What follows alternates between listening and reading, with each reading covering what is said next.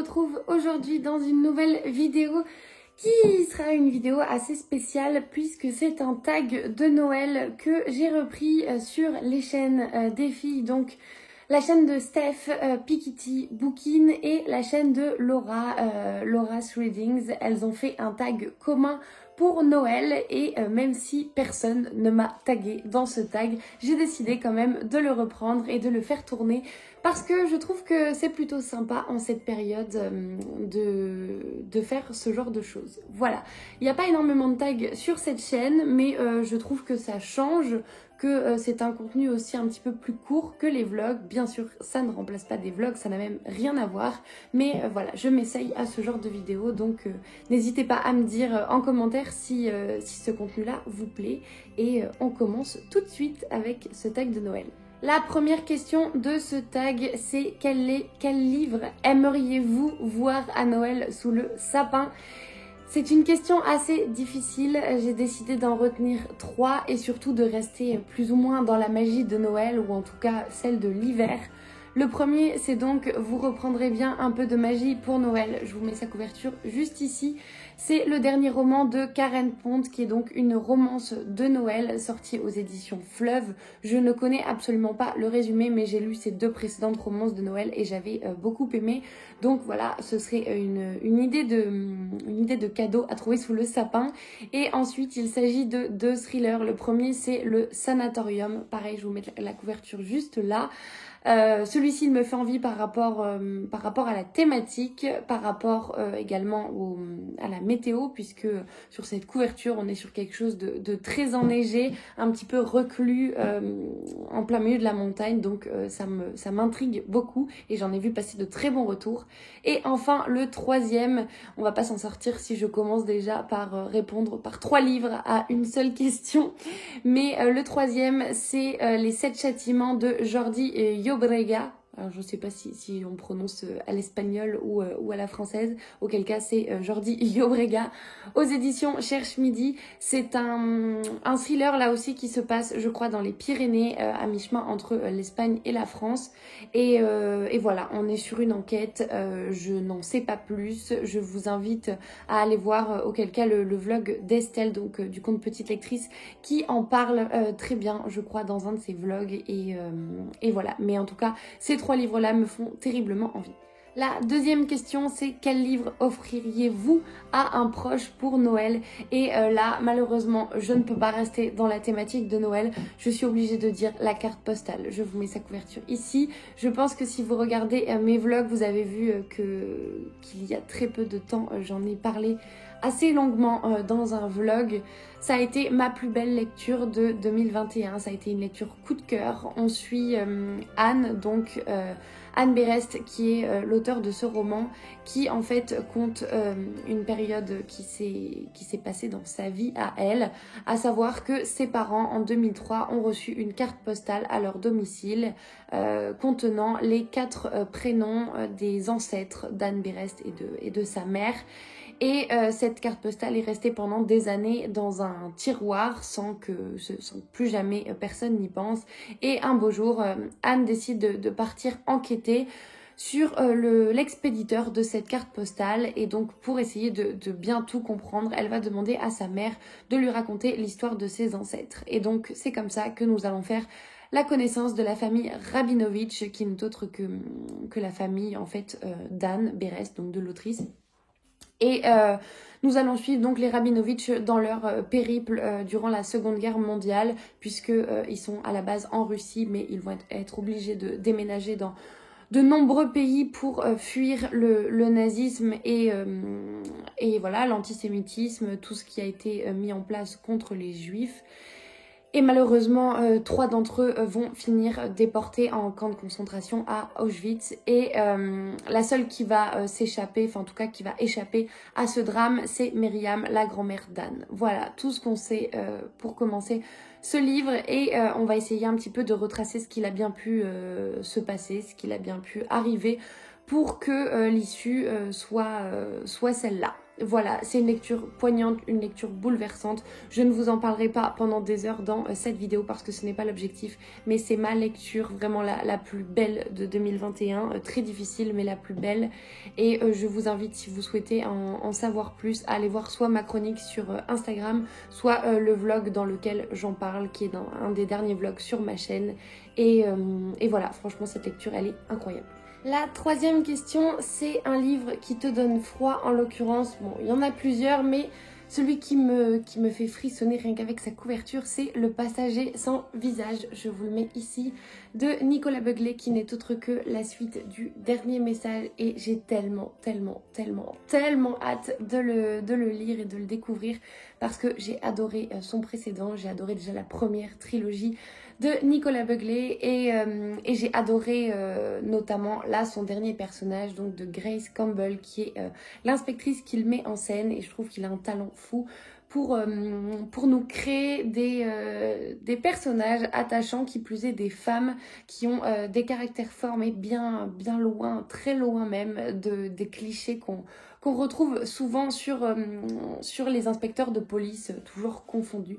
Donc voilà, tellement hâte de lire cette couverture, enfin de lire ce livre par rapport à sa couverture, et je pense que je le lirai soit au mois de décembre, soit en janvier.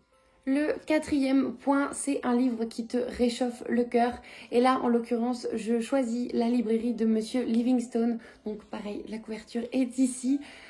C'est un roman que j'ai lu il y a peu de temps, que j'ai adoré. On est en Angleterre. Et nous faisons la connaissance d'Agnès. Agnès qui vient d'arriver en Angleterre et trouve refuge dans une librairie, la librairie de Monsieur Livingstone. Et très vite, elle va se lier d'amitié avec ce bonhomme assez énigmatique, on va dire. Et ensemble, donc bref, ils vont travailler ensemble dans cette librairie jusqu'à ce que un vol soit commis, en tout cas une disparition d'une pièce assez précieuse de cette librairie soit recensée. Et le problème, c'est que tout accuse Agnès, donc forcément on va se braquer un petit peu sur elle. Mais voilà, c'était sans compter la chaleur humaine des personnages de ce roman, c'était sans compter sur la bienveillance de Monsieur Livingstone. Et voilà, c'est une histoire pour le coup vraiment qui réchauffe le cœur, qui fait un bien fou. On n'a qu'une envie, c'est qu'il pleuve à torrent dehors et de se mettre confortablement sous un plaid pour dévorer cette histoire. La cinquième question, et elle me fait vraiment bien sourire, c'est un personnage avec qui tu te blottirais bien sous la couette. C'est assez compliqué dans la mesure où je peux pas dire que je crush sur des personnages de romans, même de romance ou quoi que ce soit. Bon voilà, je fais entre guillemets la part des choses entre la vie réelle et ce que je peux lire, donc ça m'est jamais arrivé. Mais je pense à un personnage en particulier qui pourrait bien me plaire, à mon avis, s'il existait en chair et en os.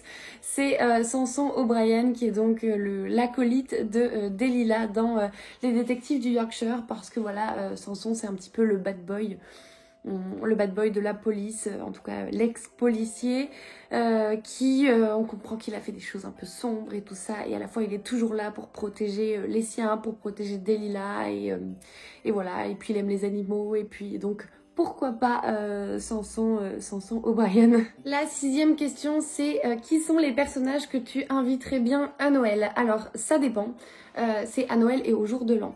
Je pense que je dirais pour sa cuisine à Noël, je dirais Anna Swensen, donc qui est l'enquêtrice, en tout cas la pâtissière qui enquête dans Meurtre et pépites de chocolat, Meurtre et Charlotte aux fraises, etc.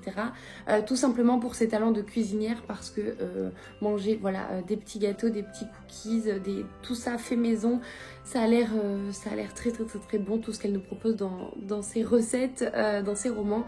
Donc voilà, je pense que j'inviterai Anna Swensen pour le côté gourmandise. Et après, pour un nouvel an, alors je pense que du coup je ne les inviterai pas, mais je m'inviterai chez eux. En l'occurrence, ce seraient les personnages de la Villa aux Étoffes pour faire un jour de l'an dans un immense manoir. Je pense que ça pourrait être pas mal. Donc en fait je leur prends juste leur maison, mais eux je les mets dehors. J'en veux pas nécessairement pour faire le nouvel an avec. Et après peut-être du coup un auteur, enfin une auteure du coup, pour faire la fête pour le nouvel an. Je pense que je dirais Serena Giuliano parce que je pense qu'on se marrerait bien quand même. La question numéro 7, c'est une couverture que je trouve ringarde. En l'occurrence, c'est un livre que je n'ai pas lu, que je n'ai pas acheté, que je n'ai pas envie d'acheter et que je pense que je n'achèterai pas.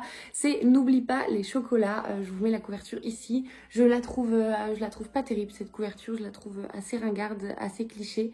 Et dans le même genre des couvertures que je n'aime vraiment pas, il y a celle-ci, les couvertures de Gilles Le Gardinier avec des chats. Là en l'occurrence c'est sur la version poche, mais c'est à peu près les mêmes je crois sur les versions brochées. Voilà, je ne comprends pas. Je ne comprends pas ces couvertures. Surtout que tous ces livres en fait, ceux de cette saga-là, il y a Ça peut pas rater, Demain j'arrête, Complètement cramé et Soudain touchant, J'ai quelqu'un pour qui trembler. Donc il y a du jaune, il y a du vert, il y a du bleu, il y a du rose. Celui-ci est rouge en l'occurrence. Et je trouve qu'en fait, il n'y a pas de lien, déjà même entre les chats, les chiens, enfin tous les animaux qu'on voit sur la couverture, je trouve qu'il n'y a pas nécessairement de lien. Et au-delà de ça, voilà, j'adore les chats, mais je ne suis pas très fan de ces couvertures. La question numéro 8, forcément, ma réponse va être toute trouvée. Dans quel livre aimeriez-vous passer Noël? Et concrètement, Harry Potter, voilà. Alors, Harry Potter sans toutes les choses très sombres, sans Voldemort, sans tout ça, mais Harry Potter, voilà, pour le Noël à Poudlard, dans l'ambiance Poudlard, quoi. La question numéro 9, c'est quel livre aimerais-tu voir adapté en film ou en série? Et en l'occurrence, je pense que je dirais Amour, gluten et sororité, qui est donc le roman qu'écrit Sarah du conte Mrs. Boucard-Monde. C'est un roman qui est sorti l'année dernière, si je ne vous dis pas de bêtises, et que j'avais franchement beaucoup aimé. La fin se passe notamment à Noël. Et en fait, c'est un roman que j'ai tellement visualisé pendant cette lecture. Je me suis tellement projetée visuellement dans ce roman que je le verrai tout à fait adapté en film ou en série, parce que l'ambiance et toutes les descriptions qu'on y trouve vraiment sont assez incroyables et je pense que ça pourrait très bien rendre à l'écran. La question numéro 10, c'est quel livre te fait retomber en enfance ou te fait retrouver ton âme d'enfant? C'est à peu près la même chose.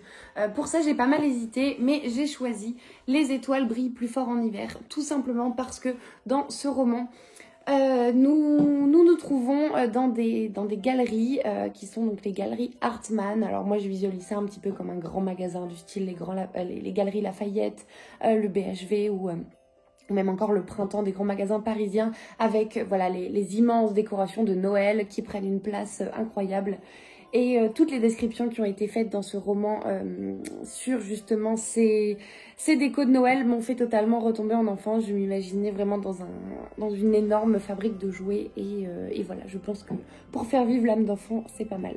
La question numéro 11, alors elle est un petit peu violente, mais c'est quel livre pour remplacer la bûche dans la cheminée, concrètement au feu et que le livre aille brûler. Alors je n'ai jamais détruit de livre, hein, bien sûr que non, ça me crèverait le cœur, mais je pense que je dirais All I Want for Christmas de Emily Blaine, que j'ai lu l'année dernière et que j'ai détesté. Voilà, c'est dit. Je n'ai pas du tout aimé ce livre. Je l'ai trouvé, alors c'est une romance de Noël, bien sûr, on s'attend pas à des retournements de situation énormes et incroyables, bien sûr que non. Voilà, on a deux personnages, au début ils s'aiment pas, puis finalement ils finissent par s'attirer l'un l'autre, puis tomber amoureux, puis blablabla, voilà.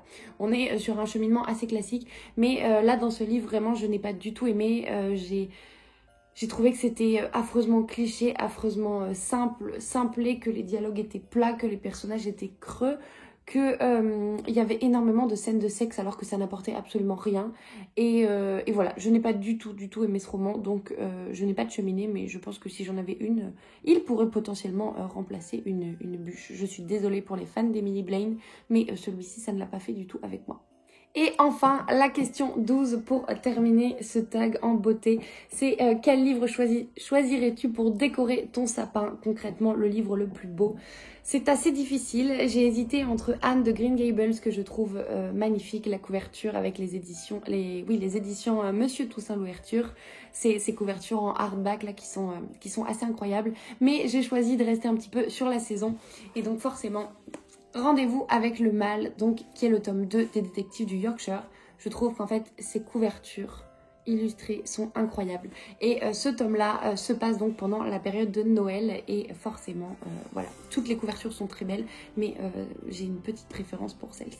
Voilà, ce tag est terminé. J'espère que ce style de petite vidéo vous aura plu et que je n'aurai pas piqué le pull de Noël de mon mec pour rien.